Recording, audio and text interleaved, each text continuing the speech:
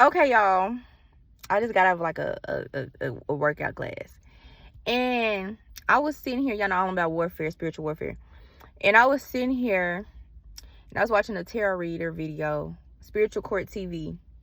I found her through Impressive Eva Tarot or whatever. Shout out to both of them because they read they don't read, pretty much they just read about divine feminine, divine masculine, and warfare. Honestly, spiritual warfare.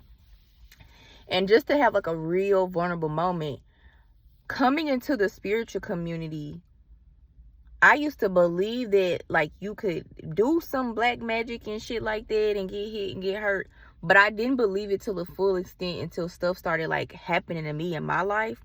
And then also I saw it happening to others. So let's say I go through like an ascension period, a wake up period, glow up period. And if you know, you know, so I'm not gonna go in detail. My assumption is that you know what level I'm talking about. If not, this is to trigger you, wake you up so you can get into alignment with it. And then I go through my periods of awakening and alchemizing and learning who hexing me and just, you know, praying, sending it back, shit like that. And then I would then see that happening in my everyday life. And then I would see it with like people I knew. Irregardless, I was just sitting here processing and I was thinking like, I don't do this now. I did this like a couple years ago when it first was happening to me.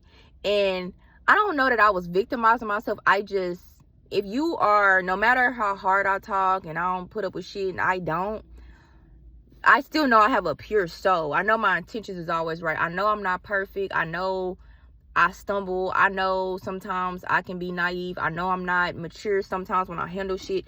Like, I know that. But I know that, like, I believe in God. I love God. And I do my best. And my intention is never to hurt or harm anybody, period. I don't care who it was, how it was. I don't care if it was a breakup. I don't care if it was a friend and me and a girl started beefing. I've never, even if something has escalated bad, my intention was not for that. Now, if I'm defending myself, for some reason I feel convicted to defend myself. That's just who I am.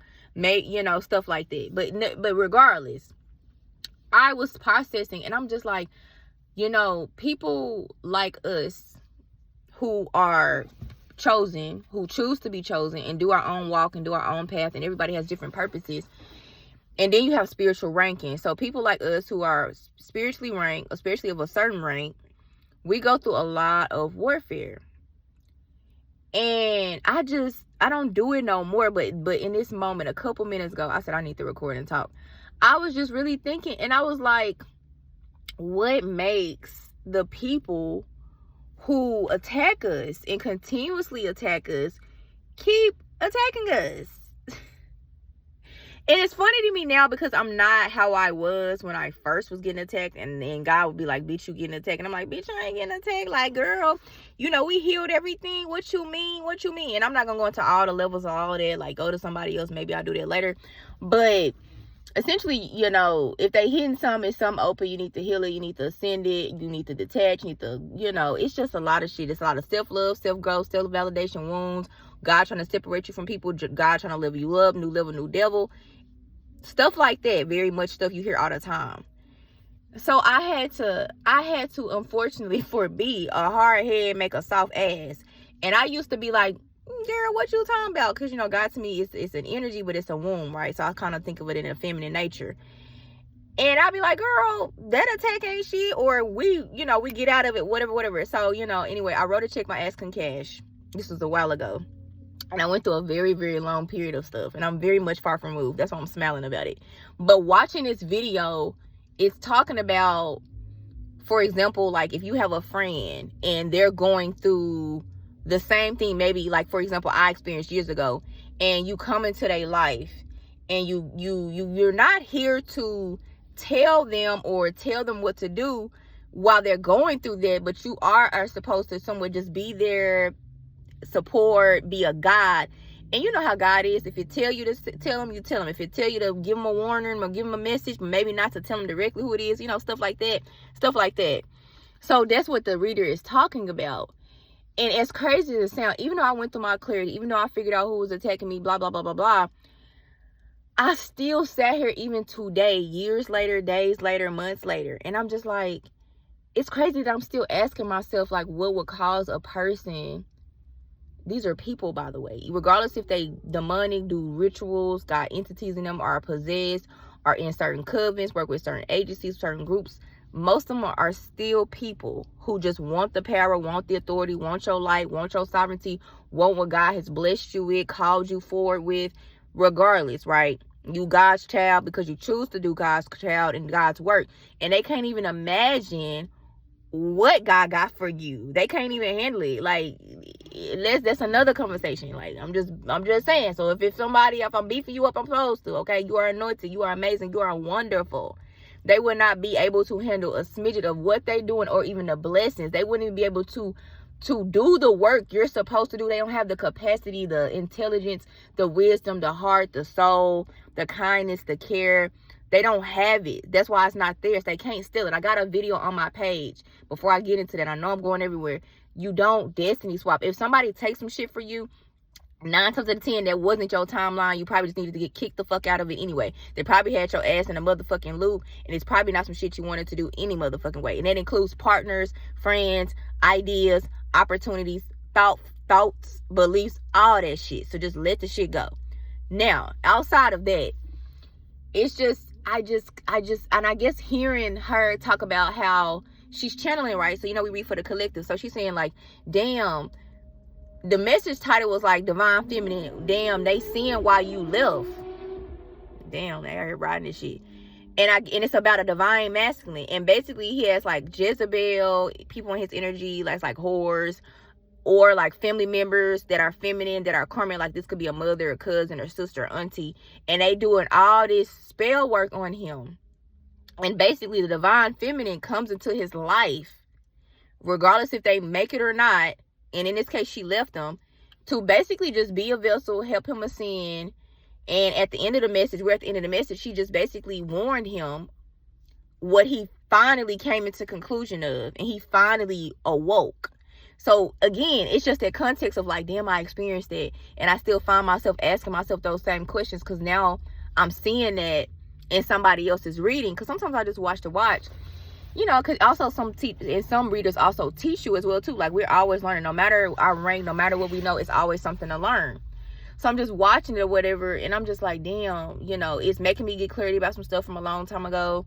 It's making me process, and I'm like, damn, like what can cause, even in this scenario, even though I experienced it and I made it through what I made through, and I still make it through if anything comes up now. And it's just like, what can cause